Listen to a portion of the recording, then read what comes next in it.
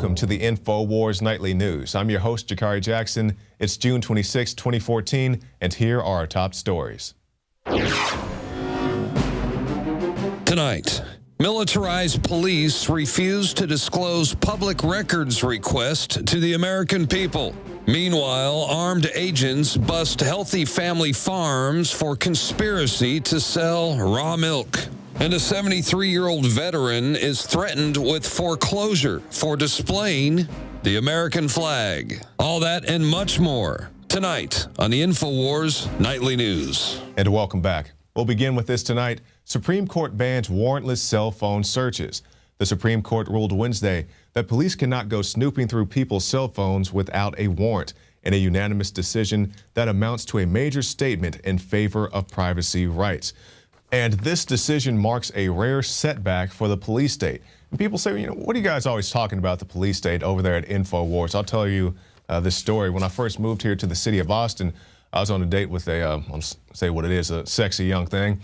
And she says, what do you do? I said, well, I'm a reporter. She says, what type of stories do you report on? I said, well, I do a lot of Second Amendment stories. I do a lot of police state stories. And she kind of giggled and laughed. She's like, what do you mean by this police state? I said, well, I mean the drones and the surveillance and the wiretapping and the SWAT teams and the no-knock raids and the no-refusal blood draws, on and on and on. And she said, well, they have to do all that stuff to keep us safe. Well, let's find out exactly how safe they are indeed keeping us. Law enforcement firm, nobody will complain about militarized police when ISIS attacks. A company that provides video training programs for law enforcement has caused controversy by suggesting that nobody will complain about militarized police in America or examples of police brutality when ISIS comes a-calling. Now, there's a tweet or a social media post from In the Line of Duty, and they talk about the youngster Bobo, the infant who was burned by a flashbang grenade. Now, if you guys may recall earlier, I guess it was last year, the Chris Dorner situation, and regardless if you believe everything in the Chris Dorner situation or not, that's not the issue. But you recall how the house burned down, the cabin burned down, and they had the audio video recordings saying, hey, let's get the gas, burn the gas, and burn this mother effer down. And then they go to the press conference, I believe it was the sheriff. They said, Sheriff, what's this deal with your guys on audio tape saying that let's burn this mother effer down? He said, well, you have flashbang grenades, and you often call those things burners. Well, you can call them burners. I have no issue with that. But what about burn the mother effer down in the gas? But that's getting off to another topic. But let's talk about the youngster Bobo, as he's so affectionately called. Toddler critically injured after SWAT team tosses stun grenade into his crib. A family says a SWAT team raided their home in the middle of the night and seriously injured a 19-month-old boy with a stun grenade. So the young man, or should I say the young child, was playing in his crib, the play area. The SWAT team busts in, tosses the flashbang grenade, and seriously injures the child. Now, going on this notion of all we're doing is trying to keep you safe, and as the officer in our last report was talking about, nobody's going to complain about this. Nobody's going to even mention this when you have a big terrorist attack, I guess, from ISIS is what they're anticipating. Well, my deal is, are you still the good guys if you're the one injuring the innocent people? Be like, yeah, so you have to crack a few eggs to make an omelet, but how many omelets, how many young Bobos is acceptable to fight this big threat that I guess we have not seen here in the United States? Well, I guess since 9/11 on that scale, regardless if you believe that whole big thing or not. We definitely do have terrorists. I don't think all of them are hiding in a cave. Some of them are on Capitol Hill in a suit and a tie. But that's just one example. Let's continue to move through here. SWAT team refuses public records request, says we're not a government agency. A regional SWAT team in Massachusetts is refusing to release information on raid statistics due to its belief that it is a private organization. So let's go through this. You work for the sheriff's department, or you work for your local PD, maybe you're a Fed, FBI, whatever. You work for the government.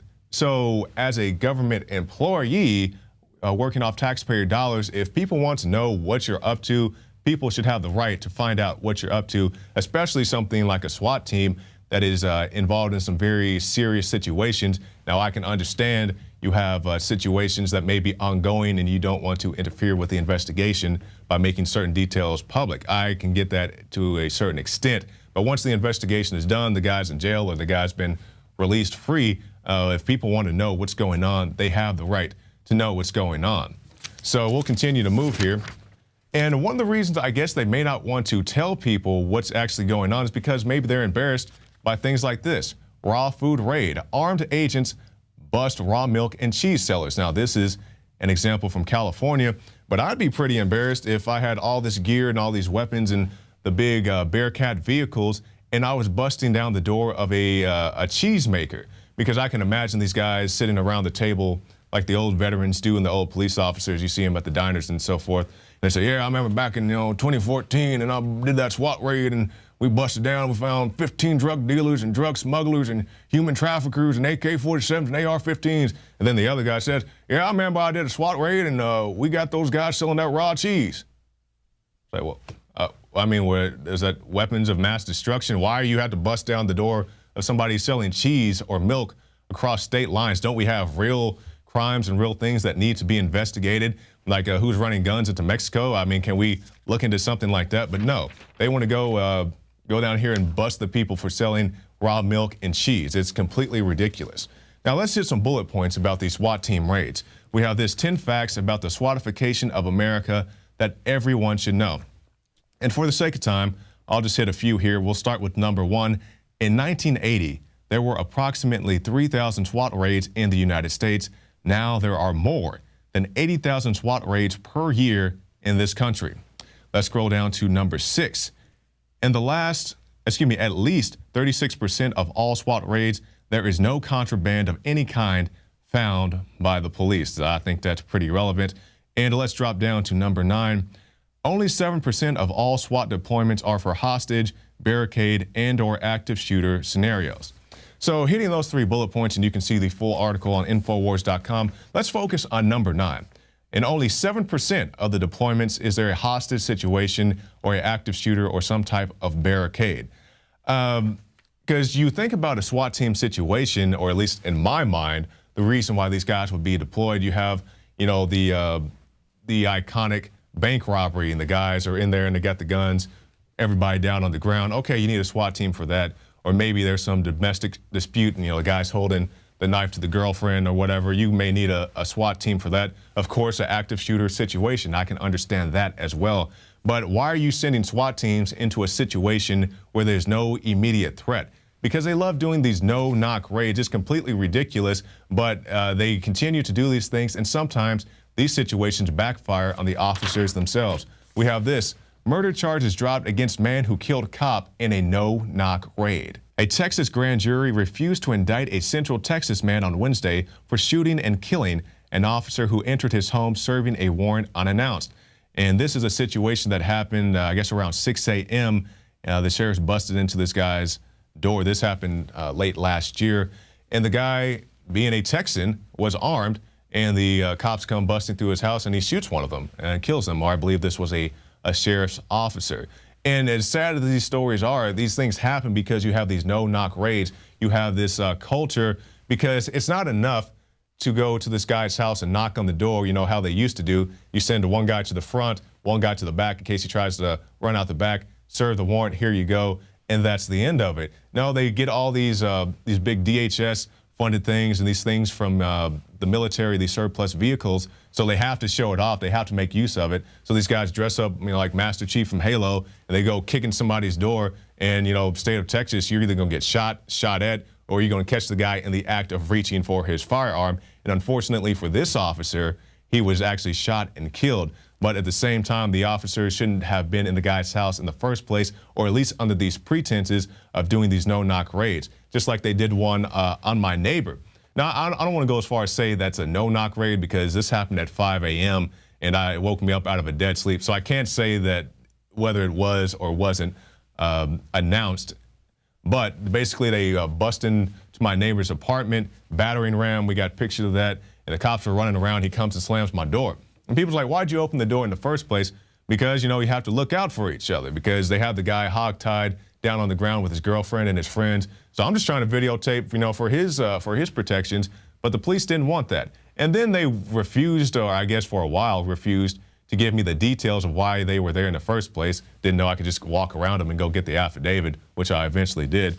And for the record, I don't think that guy, if you guys remember that last year, He may have been a little nickel and dimer, but that guy was not moving as much dope as necessary to send a SWAT team after him. We lived in some pretty crappy apartments. The guys who get the SWAT team raids are your Scarface types. They live out in suburbia in a nice house, and, you know, they got the yard boy and all that.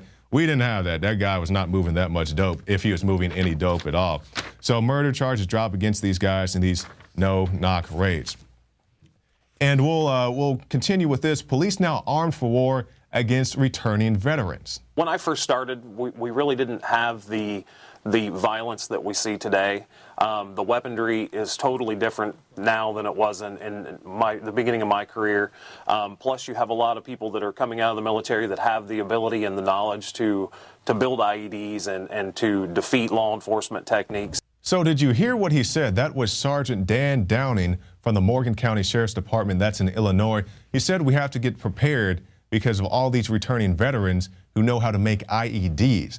Now, maybe there's a rash of IED attacks that I'm not aware of, but this is what the guy said he's preparing for. And I say all that to say this is I have no, general issue with the police. I definitely have a problem with police brutality, the use of tasers for compliance, and many other things, these no-knock raids and so forth. But I understand your average officer is on the street. He's just following orders and doing what he thinks is best to police his city. Now, with that said, I don't have an issue with the police in general, but when you have all this unaccountability, that's where my problem starts, because people say, you guys are InfoWars, you're pro-violence toward police. No, we have guys on like Sheriff Nick Finch from Florida who stood up for the Second Amendment. We have guys on like Sheriff David Clark in Milwaukee standing up for the Second Amendment, and many other people. Many of those constitutional sheriffs and peace officers have been guests on this show. I've even interviewed some of them in studio. So we don't hate police. We just hate police brutality and police unaccountability, especially when it comes to our veterans. That's completely uncalled for. And if these guys really want to get after the bad guys, they need to go arrest these guys who are down on the border just standing down, and not saying, and even that's a whole nother deal. The Border Patrol is being ordered to stand down, so that's why they are not out there enforcing the laws of the land. They're capturing these people, playing catch and release, and just letting them go. Same thing with ICE. We talked to the ICE whistleblower. He said we're not keeping people in our facilities just because we don't have enough space to house them. So if you really want to do something, go down to the border and secure that. But I know you guys have a tough job, so I'm trying to cut you some slack. But man, you guys need to have some accountability and hold your supervisors, the big guys, hold their feet to the fire. So we ended this story talking about how they're coming against the returning veterans. But it's not just the police that are cracking down on the veterans. If you live in the wrong neighborhood, your homeowners association will come after you. 73-year-old veteran threatened with foreclosure for displaying American flag. It's not a flag on a pole. In fact, it is barely noticeable. It's a flag in a flower pot sitting right here at the front door. And the HOA in this community is telling the homeowner the flag has got to go. The homeowner is Larry Murphy, and he's drawn a line in the sand. They're trying to got a foreclosure on my house, so the house could go. So that's why the flag's upside down. So how dare you, veteran, in a land where you can't get treatment at the VA facility, in a land where they're putting the illegal immigrants in these military bases, but we have homeless veterans laying on the street. How dare you want to have a flag on your property? And when I first heard the story, I was like, well, maybe this guy has one of those big flags like you see at the car shops or whatever. They have these huge poles and these huge flags, and maybe that's what people are complaining about. He still would have the right to do it. But no, it's not the case at all. A veteran who, lo and behold, wants to fly the colors of his country that he fought for, puts a flag in a flower pot, and that's too much for these people in this particular location. Because it's not just here. We've seen the reports in California how the students cannot wear American flag T-shirts because it's insensitive to other students of different countries, from different countries. Also, the guy last week who was told that he cannot have an American flag on his balcony at his apartment because it may upset Muslims. It's completely ridiculous. This is the United States of America. If you want to fly a flag, if you want to wear an American flag T-shirt, you have the right to do this. You can't go to Mexico. I can't go to Canada and say, hey, man, you guys need to take down that maple leaf because I like cherry trees, so that maple leaf is offensive to me. They're just going to laugh at me and probably beat me up in the parking lot. Alex Jones here to break down some exciting developments in the area of research concerning supplemental iodine. It's nothing less than phenomenal. I began to get into iodine a few years ago because it was helping me and my family so much get healthy and detoxify. And I used some of the mainline iodine supplements and they upset my stomach and I had some issues with it. Until I discovered a product being developed by Dr. Group, who I was already interviewing as an expert on my radio show, and I began taking the product before he actually rolled it out. You now know it as Survival Shield True Nascent Iodine that your body can really absorb. Then, about a year ago, he said, listen, if you think this is powerful, I'm going to come out with rare earth, deep earth crystals that are incredibly powerful that no one else has as a source for their iodine from between 7,000 and 12,000 feet, literally drilled out of the ground. You put it on a hot plate and it turns into the pure gas. No one else has 99.99% pure iodine. And the results that I personally have had have been life-changing. I was over 270 pounds. And with the iodine, exercise, and better diet, I have lost now more than 50 pounds total, and I'm continuing to lose the weight. I have more energy, my libido, all this crap came out of my skin.